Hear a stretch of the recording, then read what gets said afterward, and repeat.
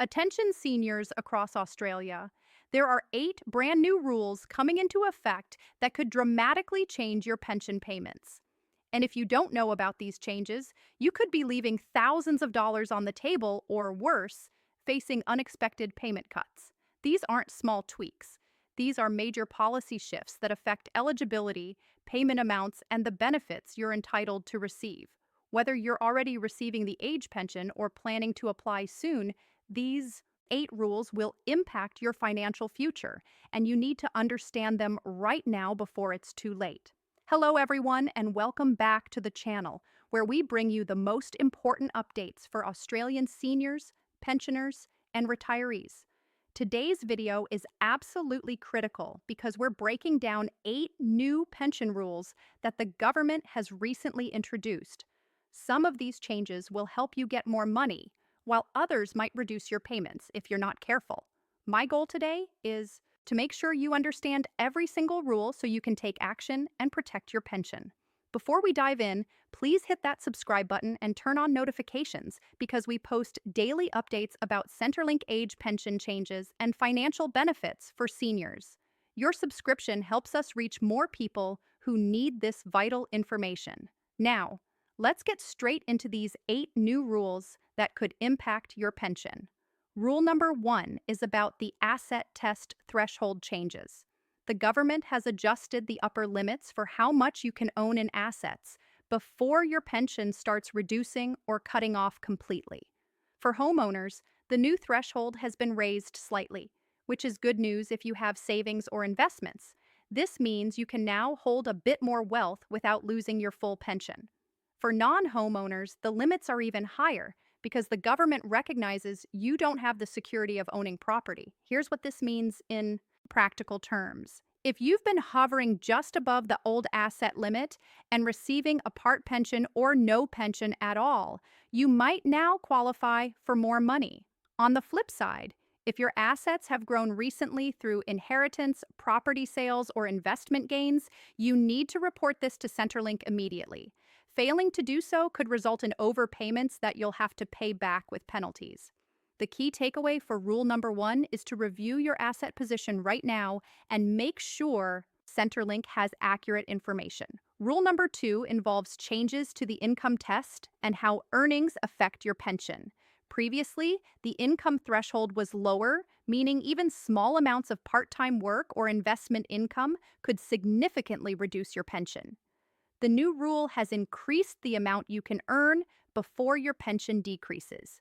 This is fantastic news for seniors who want to keep working a few hours a week or who have rental income from an investment property.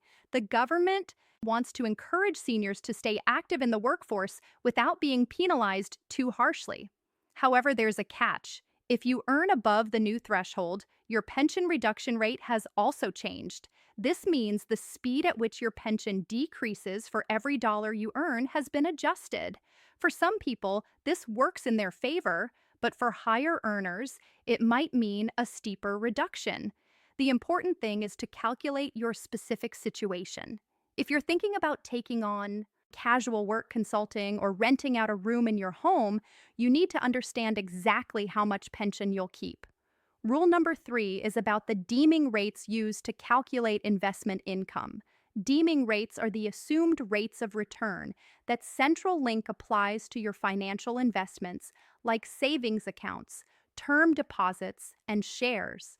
Even if your actual returns are lower, Centrelink uses these rates to estimate your income. The new rule has adjusted these deeming rates to better reflect current market conditions. With interest rates changing and investment returns fluctuating, the government has recalibrated the lower and upper deeming rate thresholds. For most pensioners, this change is positive because the rates have been adjusted downward slightly, meaning Centrelink assumes you're earning less from your investments than before. This can result in a higher pension payment. But here's what you need to watch out for. If you have large amounts in high-interest savings accounts or term deposits, even a small change in deeming rates can impact your fortnightly payment by hundreds of dollars. Make sure you understand how your specific investments are being assessed under the new deeming rules. Rule number 4 addresses the treatment of family trusts and gifting. This is a big one that many seniors overlook. If you've transferred money or property to family members in the past 5 years, Centrelink may still count this as part of your assets under the gifting rules. The new changes have tightened the regulations around what's considered a legitimate gift versus what's seen as deprivation of assets. The government is cracking down on people who try to hide wealth by giving it away to qualify for the pension. Under the new rule, there's a strict annual gifting limit, and anything above this amount will be counted as an asset for 5 years from the date of the gift. If you've been helping your children with house deposits, paying for grandchildren's education, or transferring property titles, you need to declare this to Centrelink. Not doing so could result in serious penalties, including prosecution for fraud. The message here is clear. Be completely transparent about any financial help you've given to family members. Rule number 5 focuses on the pension work bonus scheme. This is actually positive news for seniors who continue working. The work bonus allows you to earn a certain amount from employment each year without it affecting your pension. The new rule has increased this bonus threshold significantly, giving working pensioners more breathing room. Additionally, the work bonus now carries over unused amounts to the next financial year. So if you don't use your full bonus one year, it doesn't disappear. This change recognizes that many seniors work seasonally or take on project-based work rather than consistent employment. If you're doing casual shifts, consulting work, or helping out in family businesses, the enhanced work bonus could save you thousands in pension reductions. However, you must report your income correctly and on time. Late reporting can cause payment suspensions and create administrative headaches that take months to resolve. Rule number 6 deals with home ownership and the principal residence exemption.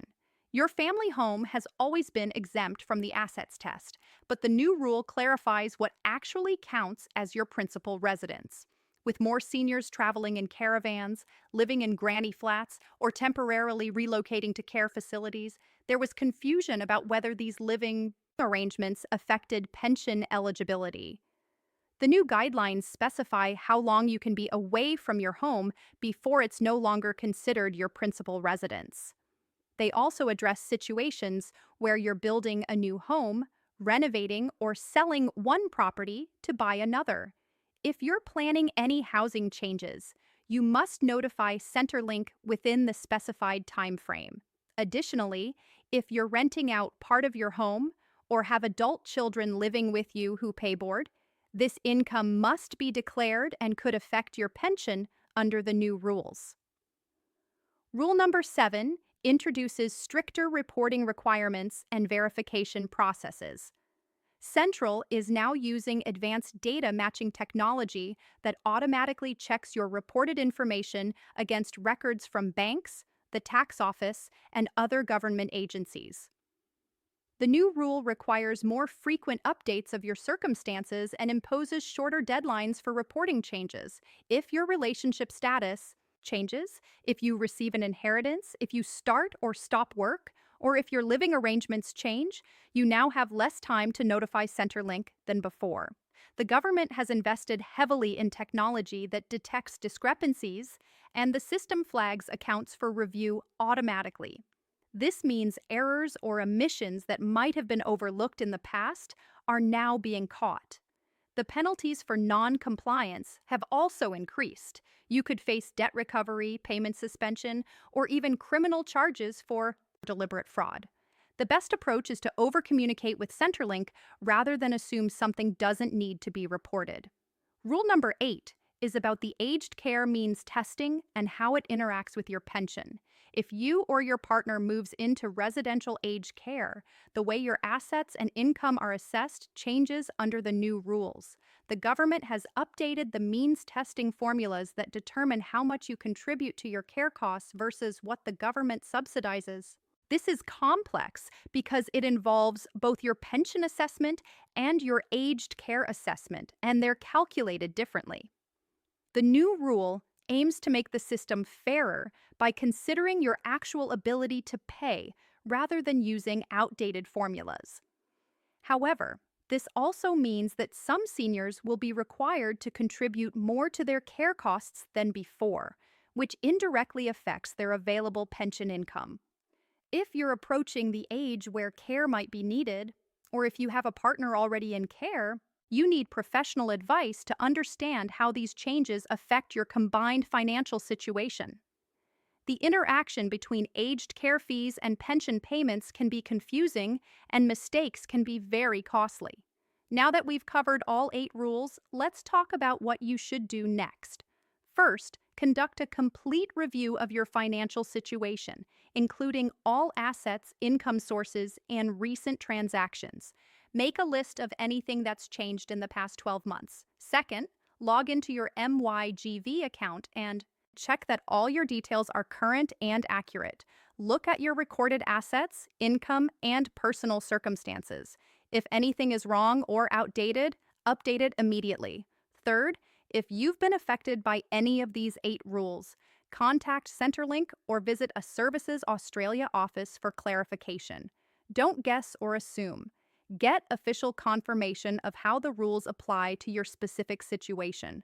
Fourth, consider consulting a financial advisor who specializes in age pension and retirement planning. The cost of professional advice is often recovered many times over through optimized pension payments and avoided penalties. Fifth, keep detailed records of all communications with Centrelink, all financial transactions, and all changes to your circumstances. If disputes arise later, documentation is your best protection. Finally, stay informed by subscribing to channels like this one that keep you updated on policy changes as they happen. These 8 new rules represent the biggest changes to the Australian pension system in years. Some will help you receive more support, while others require careful attention to avoid losing benefits you're entitled to. The common thread through all of them is the need for accuracy, transparency, and proactive management of your pension. The government is tightening compliance while also expanding support for those who genuinely need it. Your responsibility is to understand the rules and work within them to maximize your entitlements. Remember, the age pension is not just a payment, it's recognition of your lifetime of contribution to this country. You've worked hard, paid taxes, and built communities. You deserve every cent you're entitled to, but you also have obligations to report honestly and follow the rules. These 8 changes are designed to make the system more sustainable and fair for everyone, but they only work if pensioners understand and comply with them. If this video has helped you understand these important changes, please give it a thumbs up and share it with other seniors who need to know about these rules. Leave a comment below telling us which of these 8 rules affects you most, or if you have questions about your specific situation.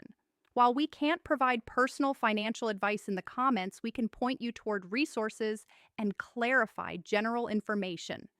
Subscribe to the channel and hit the notification bell so you never miss updates about pension changes, Centrelink news, or financial benefits for Australian seniors.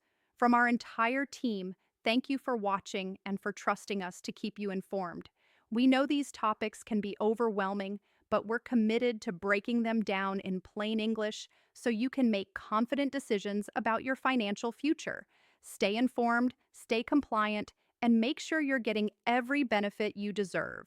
Take care, stay safe, and we'll see you in the next video with more essential information for Australian pensioners.